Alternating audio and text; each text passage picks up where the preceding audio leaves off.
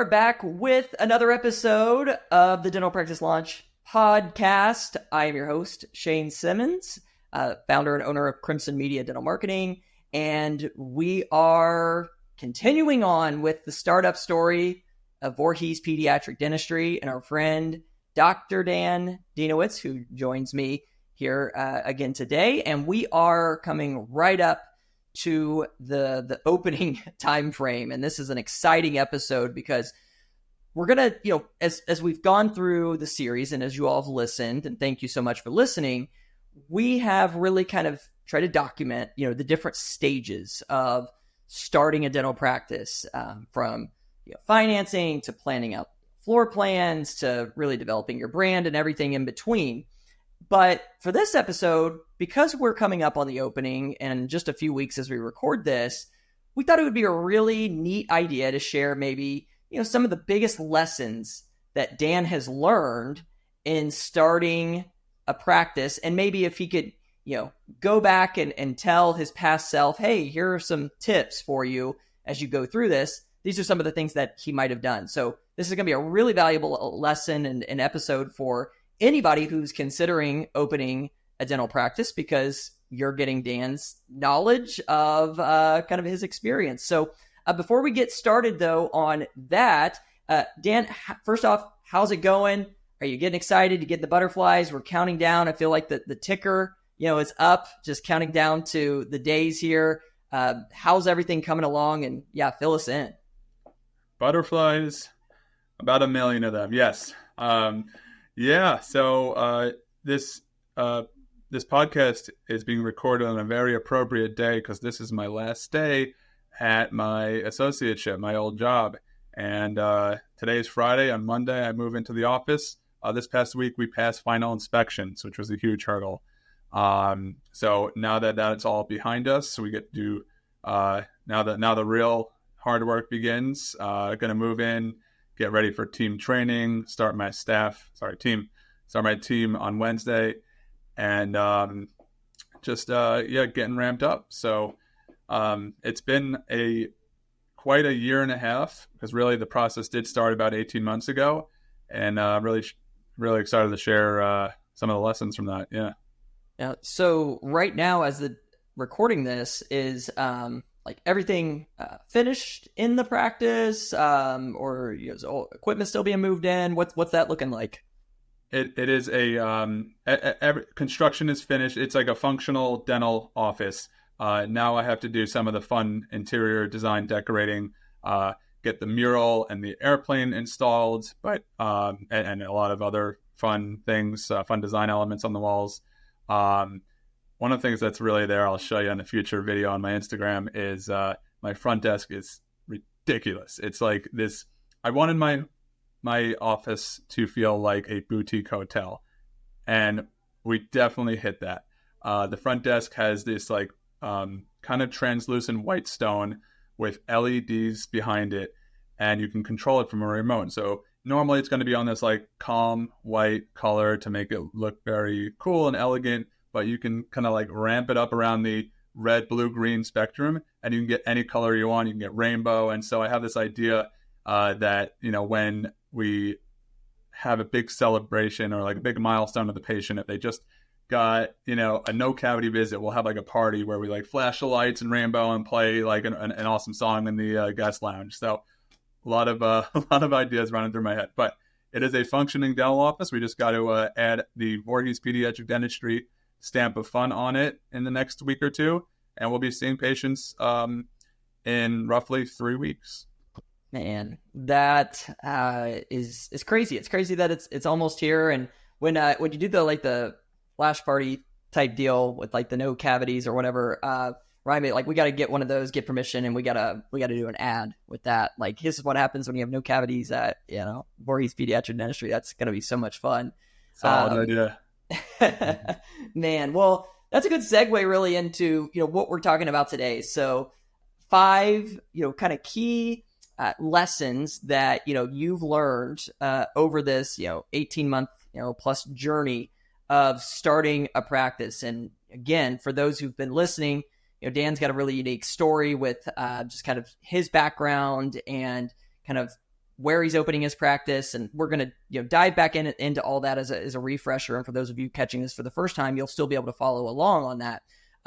But we left off on kind of an ad idea there, and that's really, I think, one of the tips that you kind of have learned, I think, through the process is revolving around marketing. So Dan, can you tell us a little bit about your first kind of lesson learned in opening a dental startup, and kind of how that's related to maybe the marketing side? Yeah, one of the top lessons is market early and market often. There's really that you can't start too early on building your reputation, especially when you're going to be new to an area. There is such a thing as marketing too early and doing, paid marketing too early. Sure. You don't want to jump the gun too early. You don't want to do it too late. There is a sweet spot, which, marketing specialists like at Crimson Media can advise you on. But about a year ago now, I started my Instagram, and anyone who's been following along the whole journey has heard a little bit about it. And it started out as a fun project, and I used it to network with other businesses and other dental offices and future referral sources, just by dropping into their inboxes and chatting, saying, "Hey, what's up? I'm going to be new to the area. Love to connect. I really respect what you do." And so many people were receptive to those conversations, and I've harnessed some of these relationships on Instagram into actual friendships. I've met some really nice people, general dentists, orthodontists, plenty of people who, now that I'm moving down to Voorhees, to that area, I have lots of, entrepreneurial friends in the area, and we get to lean on each other. Yeah, that'd be great.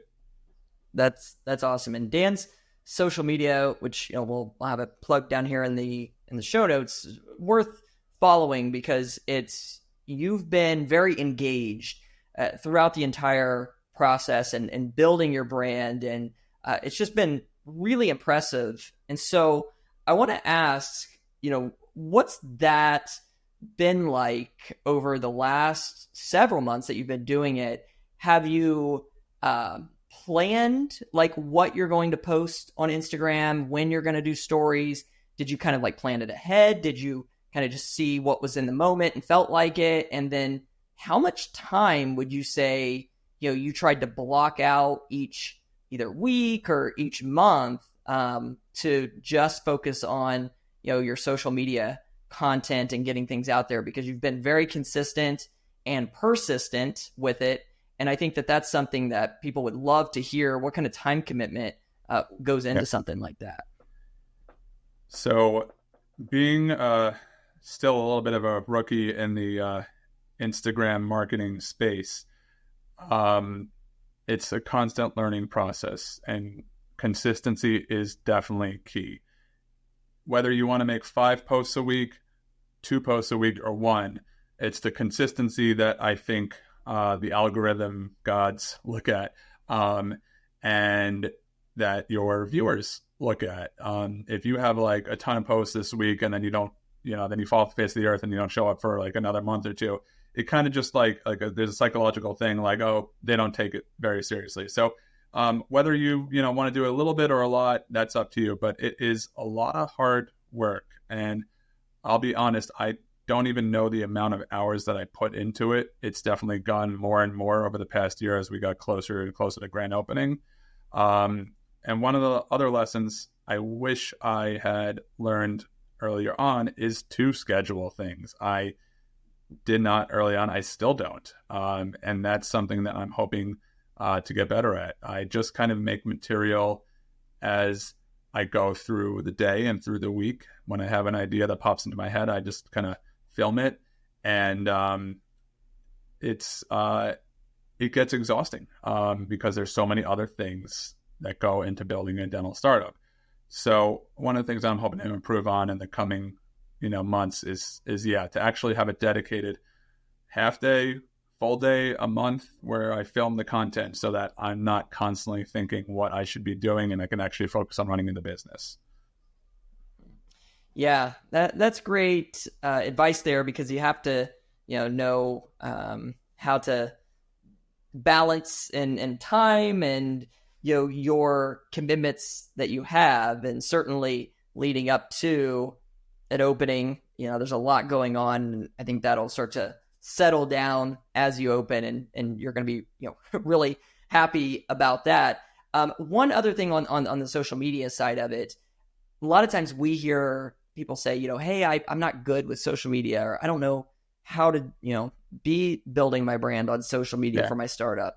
What would be your advice to those people? Because I know what I tell them, but I would love to hear what you would have to say to the dentist who isn't confident in their abilities because maybe they just haven't done that before.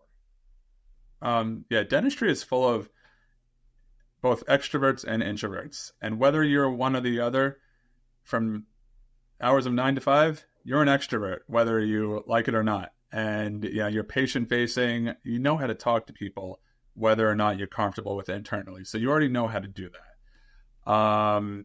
It's just a matter of putting it into video form or audio form if you're doing a podcast or whatever. So it's awkward at first when you're holding your phone in front of you and you're talking to a black screen, and you kind of have to like pretend like you're talking to a friend on the other side, maybe doing a video chat. Be self-critical. Don't worry about looking awkward the first couple times. But yeah, definitely be self-critical, and eventually you will sound more natural. My first couple of videos on Instagram are they're so embarrassing. I actually archived them. You can't find them anymore. But I sounded like this, and I was staring right at the screen, and I was literally reading a script.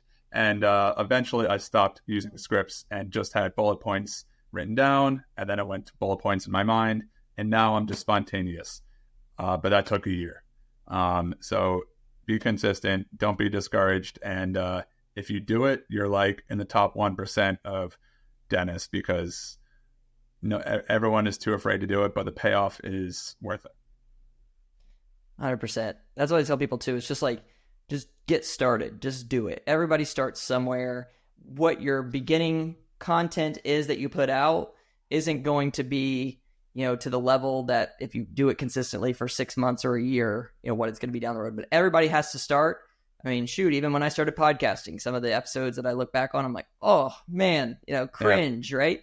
But it's just like dentistry, right? After you do it so many times, you start to get more comfortable with it. So yeah, I think that's one more thing. You don't need to be a clown like me. Like, you look at my Instagram and I do silly stuff and funny videos, and I'm hopping all over the place. I'm a pediatric dentist. It kind of goes with the territory. But if you're like, in a cosmetic dentistry field or whatever, and cater to your crowd, to your ideal patient, speak to them. If you want to be educational, great. Just there are ways to make that appealing too. So it doesn't have to all be silly stuff or dances. Yeah. And final little piece I'll add on the marketing before we move past that is, start not only with just social media content, but start building your VIP patient list or your coming soon list, whatever you want to call it. Start building that soon. With us, we like to, run ads on social media specifically leading up to the opening of the practice. Can you talk a little bit about, that, Dan, and being able to, I guess, diversify maybe your marketing strategy and what you've learned there? Because certainly, community marketing, ground marketing, building relationships, that's so important and key. Yeah. But then also maybe having some ads, running. What have you found there? So once we got the website up and then the ads going, and my ads were basically tours of the office where I spoke about what to look forward to and when we're going to be opening and a couple of other fun things.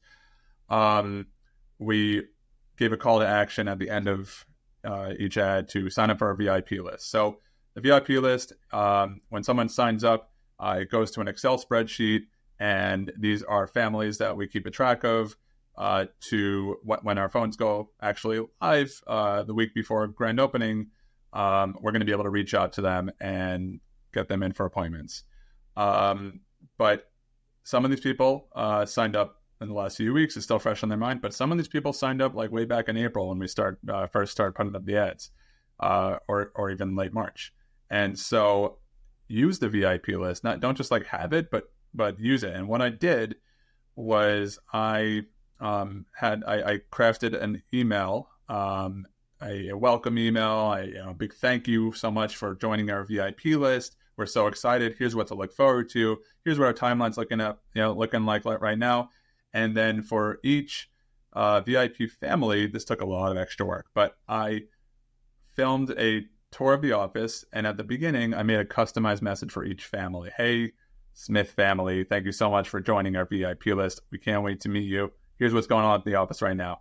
And it took a lot of work, and I got really good with editing and Canva and stuff like that. But that is, a real wow factor. It's just something that will really set you apart. And then throughout the process, little emails. I'm going to send one coming up soon to my whole list about that we're coming up on grand opening, and we're going to be reaching out in the second week of June. So, yeah. Just keeping them engaged. And the personal touch of the video, like, that's awesome. Like, people are going to appreciate that. And you're already setting yourself up for showing, hey, this is a different personalized, type of experience that your, children are going to have at this office. So if anybody takes anything away from that, make sure you're not just getting a list, but utilizing that list too, and keeping people informed. So awesome. Okay, let's go into the number 2 of 5 here. So first was marketing, start early, do it often. What's the second lesson you've learned along the startup journey? The second lesson is I wish I would have taken off more time to work on the startup for admin purposes, to do office visits, check in, do site visits on construction. I was maintaining a full-time job the entire time. And way at the beginning, if my consultants from Ideal Practices are watching right now, they said about a year ago, make a pledge that you're going to drop at least a day a week, 2 or 3 months before. And I did, and then I did not. I didn't deliver. And so as time went on, I just kind of took off days here and there when I needed it. And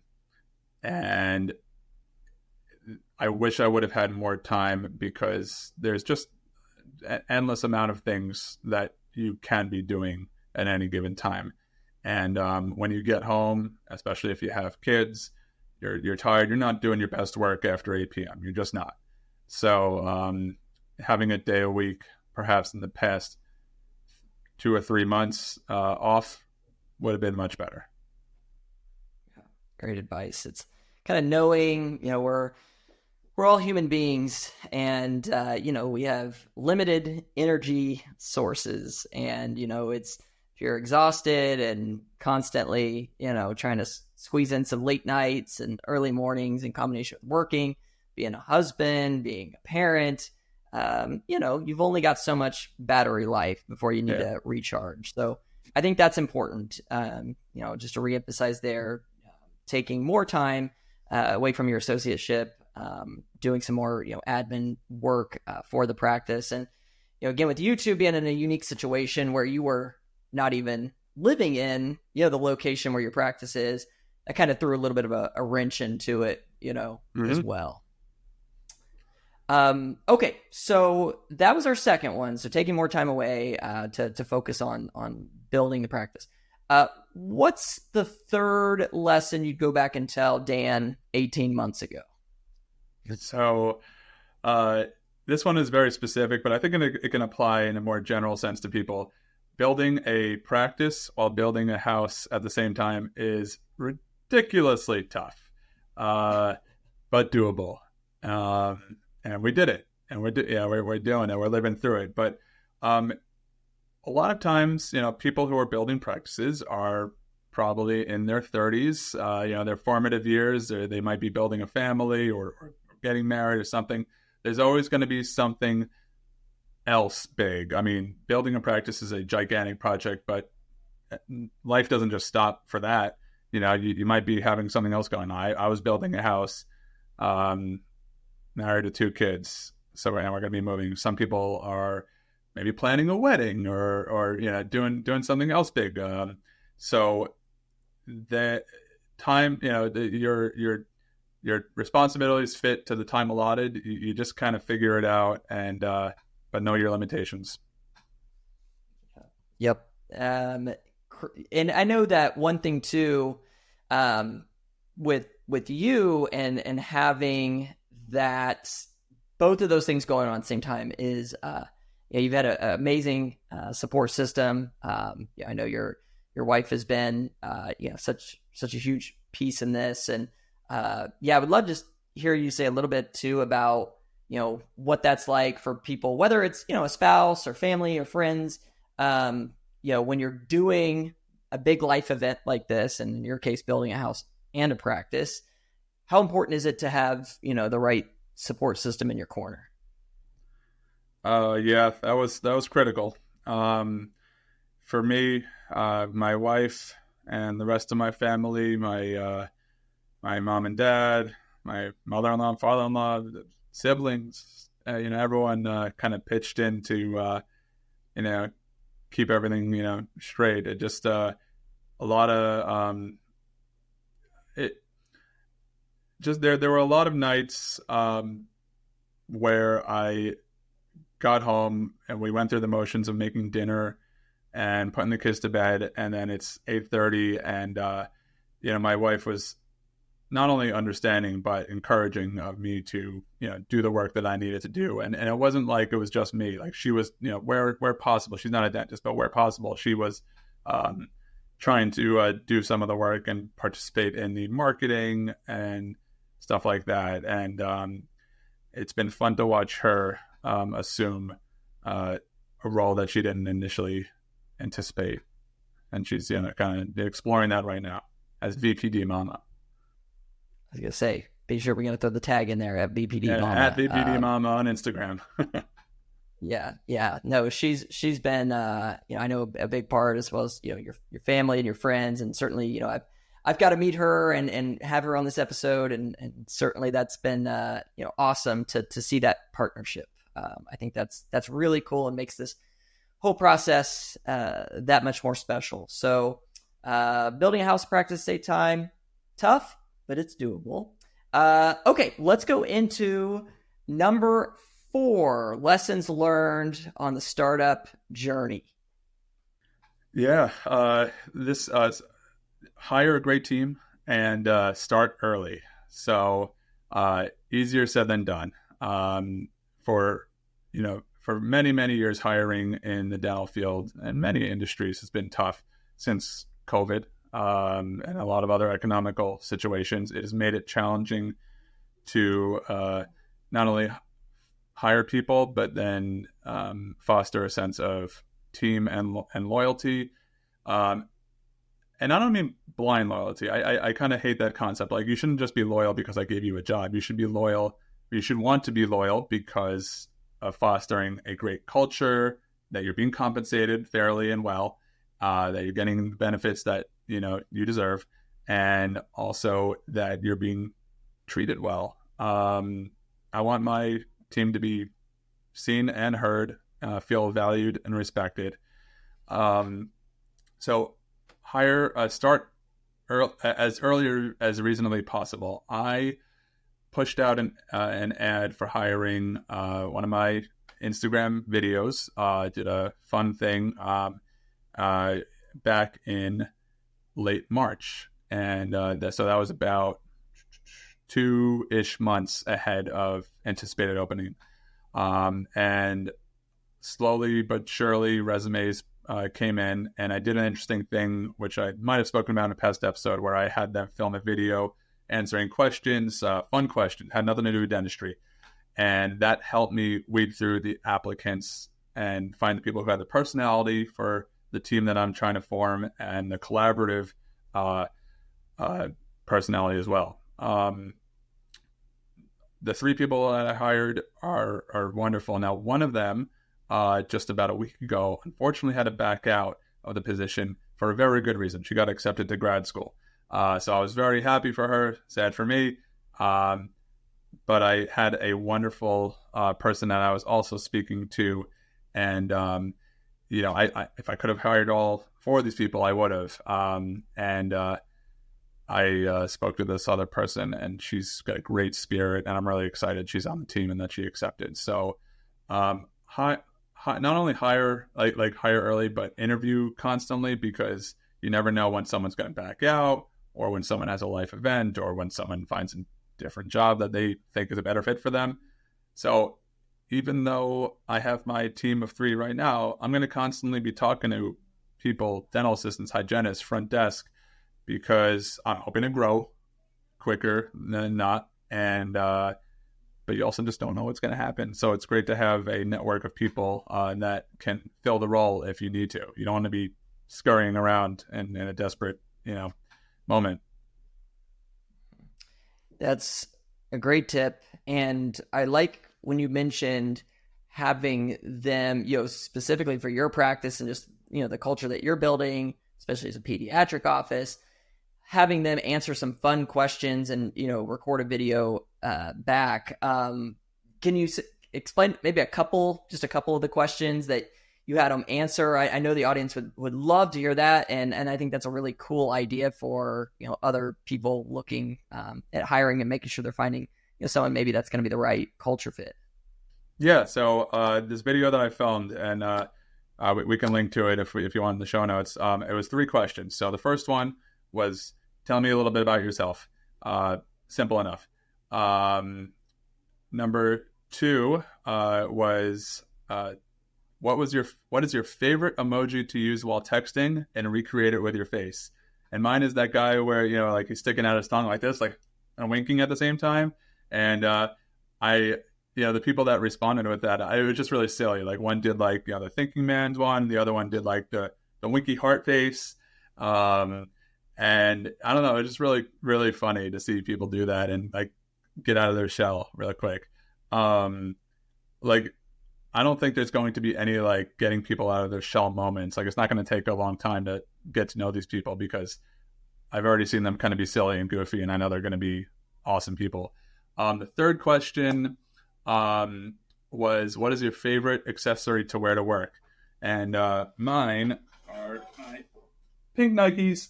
I love my Dunks, and I have a couple of other ones that are fun colors. So one person showed me her awesome fun headbands, and another one showed me her really cool glasses. One person actually, so I didn't end up working with this person, but she had a tooth tattoo on her hand, and I thought that was so cool. But nice. Yeah, a lot of cool people out there. Yeah, no, that's cool. Now, if somebody would have replied back and had a paper plane shaved into their head, I think that would have been an automatic hire at that point. Immediate. Because fate would have been there. So reference to a previous episode here, for a little Easter egg for you all who've been following along. No, that's really cool. That's a great way too to differentiate yourself, right, from other jobs that maybe they applied for too. And I think that's just a great way to get in alignment with the right people. Okay. So hire, be continually, recruiting, as we can put that. What would be the fifth and kind of final thing, if we were going to summarize here, Dan, that you would recommend to yourself or to somebody going through the startup process? What would be that fifth one? So the last lesson that I decided to share is to lean on consultants and experts in the field. This was so crucial to my sanity for the past 18 months. I hired the good people at Ideal Practices to help, shepherd the way through the 13 rigorous steps of building a practice.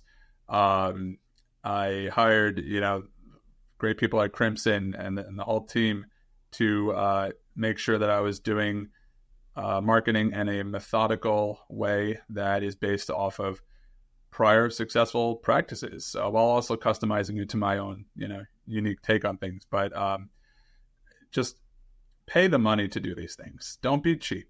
that's the real lesson. Like, don't be cheap. Don't do it yourself the whole way through. You'll get a product at the end, but it's just you can hit the ground running and pay back your investment in so many ways by going with people who are not just experts in their field, but also specific to dentistry. There's a million marketing agencies out there, but only a few that really cater to the specific things that dentists need. Yeah, that's awesome. I agree. I think, anytime somebody, has a shortcut in a way, that's what I look at it as a shortcut to what you don't know. People who've been there and done that before. Certainly, your advisors at Ideal Practices done this so many times, and having the right, guidance there is key. Certainly, from the marketing side, we're honored to be able to play a role in helping build this practice up too, and really taking that to the next level. So it's important for sure, because you want to make sure you've got the right people in your corner, no matter what you're doing, whether it's CE or building a startup. Having the right people in your corner is massive. This is a great summary for all of you. So just to kind of recap, lean on experienced advisors, hire great team early, but continue recruiting. Building a house and a practice at the same time, it's tough, but it's doable if you have the right support system in place. Don't be afraid, if you can, to take some time away from your associateship to focus towards the startup practice and having more of those admin type days.